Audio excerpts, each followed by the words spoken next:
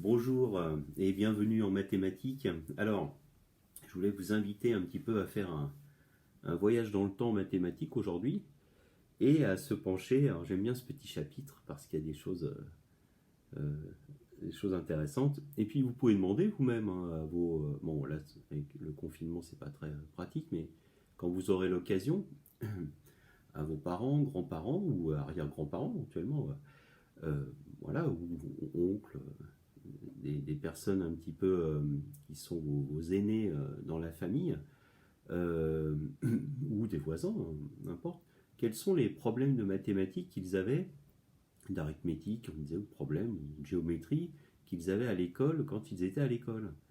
Parce que, voilà, ici, par exemple, au petit chapitre 63, il y a quelques problèmes d'hier et d'avant-hier. Vous voyez, carrément ici, on a même un problème de mathématiques de Léonard de Vinci. Enfin, un problème. C'est une espèce de problème analyse, quoi. Vous pourrez le regarder, on ne va pas le résoudre. Il y en a deux, moi, qui m'intéressent, enfin même trois d'ailleurs, parce qu'il y en a deux ici. Et voilà, quoi. Alors, peut-être vous entendrez, moi j'ai déjà entendu ça très souvent, et je vais vous expliquer, parce que ça me fait un peu rire. Mais souvent on dit oui, les enfants aujourd'hui sont moins bons qu'avant, etc. Voilà, en français, etc. Bon, alors il faut être honnête, hein. D'abord, il y avait, on consacrait plus d'heures à l'étude un petit peu, je dirais, orthographe, grammaire, conjugaison. On y passait plus d'heures dans la semaine. Aujourd'hui, en fait, on fait anglais. On faisait pas anglais. Moi, je faisais pas du tout anglais à l'école, hein. Et encore moins mes parents. Bon, c'était c'est en plus une toute autre époque entre l'école, moi déjà de mes parents et la mienne, on est déjà de complètement autre chose. Et puis, bon, on ne faisait pas anglais, on ne faisait pas codage, on ne faisait pas scratch, on ne faisait pas des choses comme ça. Donc en fait, vous savez faire plus de choses que nous, on savait faire à votre âge. Vous avez accès à beaucoup plus de choses. Et sur le français, qui est un petit peu moins travaillé, bon, bah, c'est normal que vous soyez un petit peu moins fort que la génération, par exemple, la mienne. Mais bon, voilà. Alors il y a une dictée qui est faite régulièrement, c'est la même dictée qui est donnée, et on considère en orthographe vraiment, en travail de dictée, qu'un élève aujourd'hui en cinquième avait le niveau d'un élève à peu près de CM2 il y a une vingtaine d'années, 25 ans à peu près. Voilà. Mais bon, l'enseignement a changé, et puis donc vous savez faire des choses différentes, quoi. Mais voilà, les élèves ne sont pas devenus, d'un coup les élèves ne comprennent plus rien, mais non, ça n'a rien à voir.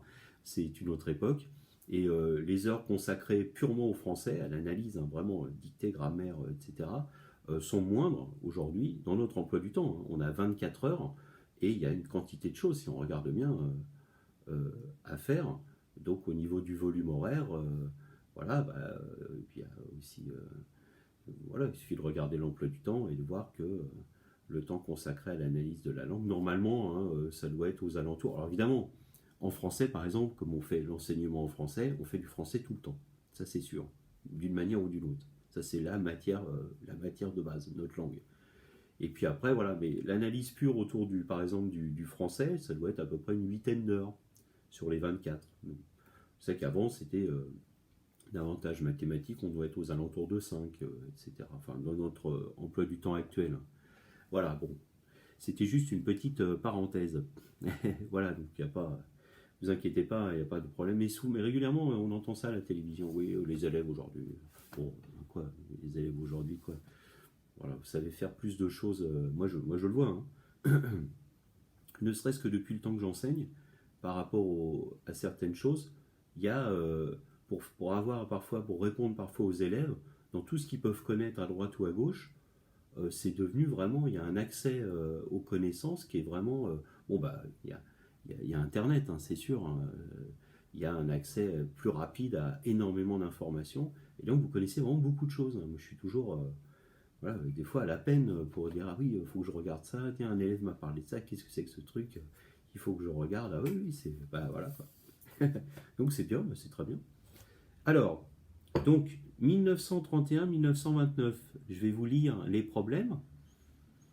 Je vais peut-être reformuler peut-être les questions, et puis vous allez... alors, à l'époque, la monnaie, c'était le franc, hein, bien sûr. Et puis là encore, en 31, on était dans les anciens francs. Enfin, bon. Bref, pensez l'idée, là, l'unité, ça va être le franc, mais pensez-le en euros, ça revient au même. De toute façon, si on vous dit là 1 franc 30, 1 franc et 30 centimes, ça va être 1,30.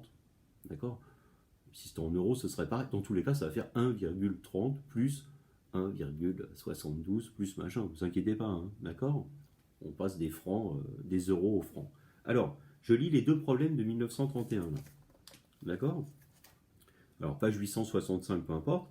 Une servante achète pour 0 francs 75 centimes, donc 0,75 francs, hein, de lait, 1 franc et 30 centimes de beurre, 1 franc et 25 de fromage, 0 franc 90 de légumes et 1 franc 95 de poisson. Combien doit-elle rendre sur 10 francs? Donc en clair, on a donné 10 francs à la servante, elle est allée faire les courses, et donc, à la fin, elle va rendre à la personne qui lui a donné 10 francs la monnaie, une fois qu'elle aura tout acheté. Donc, voilà, à vous de faire les choses correctement, posez les calculs, calcul en ligne ensuite, phrase-réponse, et voilà, un petit problème d'arithmétique, hein, calcul. Deuxième, alors un petit peu plus long le deuxième.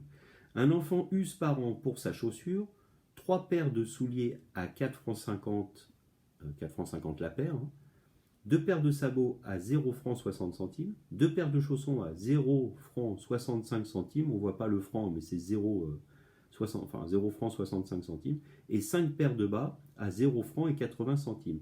Combien, alors, déjà, voilà, combien le père doit-il travailler de jours à 2 francs 50 payés par jour pour cette dépense, d'accord? Donc à la fin, il va y avoir une division avec un diviseur décimal.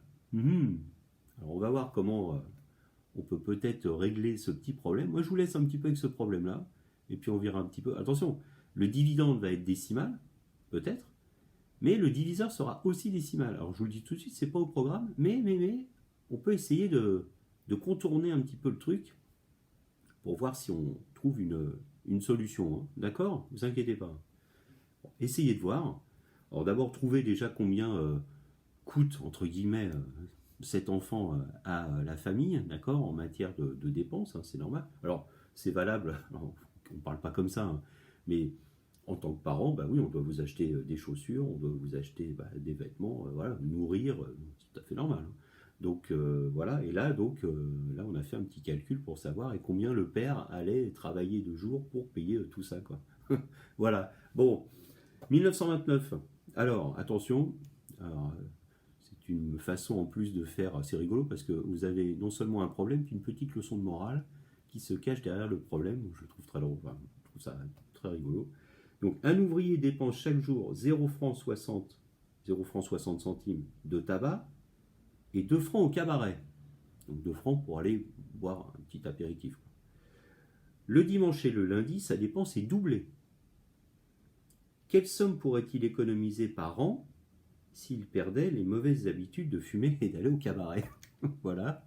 Donc, à vous de vous lancer dans un calcul. On va compter une année normale, hein, une année de 365 jours. Voilà. Bah, écoutez, je vous laisse avec ces petits problèmes anciens, tout à fait typiques d'une certaine époque, dans la manière dont c'est tourné. Moi, je trouve ça... J'aime beaucoup... Alors, mon père est collectionneur de journaux anciens, de livres anciens. Et ce genre de problème, régulièrement, il me montre des manuels anciens, etc. Il faudrait que je vous en amène une fois, parce qu'il y en a énormément, il y a des choses. Et on voit bien, bon, voilà, certains sujets qui étaient abordés, et puis la manière dont on envisageait un petit peu l'enseignement, il y a des choses. Voilà quoi. Donc, nouvelle arithmétique des écoles primaires cours moyen nouveau. On est en CM2 là, hein, d'accord? Les élèves qui avaient votre âge. Et puis voilà, CM hein, signifie cours moyen, vous savez. Okay, CE, c'est cours élémentaire, et CP, c'est cours préparatoire. Voilà ce que veulent dire ces lettres. Et puis voilà, cours moyen 2, et puis après c'est le collège pour vous. Quoi. Voilà, donc c'est 3 petits problèmes à faire. 1931, les 2 problèmes, et 1929. Donc, on pose les opérations, et puis voilà. Alors, les problèmes ne sont pas en soi difficiles, Mais il s'agit d'être très méthodique dans ce genre de choses et ne rien oublier, donc prendre son temps. Et puis voilà. Alors en l'occurrence pour le deuxième de 1931, vous allez avoir dedans une petite multiplication à un moment donné à faire, des additions. Il faut additionner tout ce que, voilà, toutes les dépenses liées donc à l'enfant qui use des sabots, des machins. Et après, voilà, le papa, il travaille, ou le parent, il travaille à 2 francs 50 la journée, donc combien de jours pour payer l'ensemble de ses dépenses. Voilà, bah écoutez, c'est tout ce que je voulais vous dire pour le moment. Donc je passerai cet après-midi pour récupérer le premier groupe. Et alors je redis, je ne prendrai pas les cahiers des élèves qui vont déjà à l'école et font autre chose avec Monsieur Franchini et Madame Johnson, mais je passerai dire un petit bonjour si vous voulez.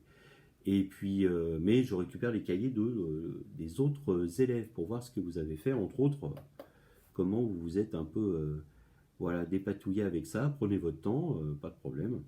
Et puis, vous avez jusqu'à cet après-midi et je vous mettrai la correction à 16h. Voilà, en vidéo. Allez, bon courage, bonne journée et à tout à l'heure.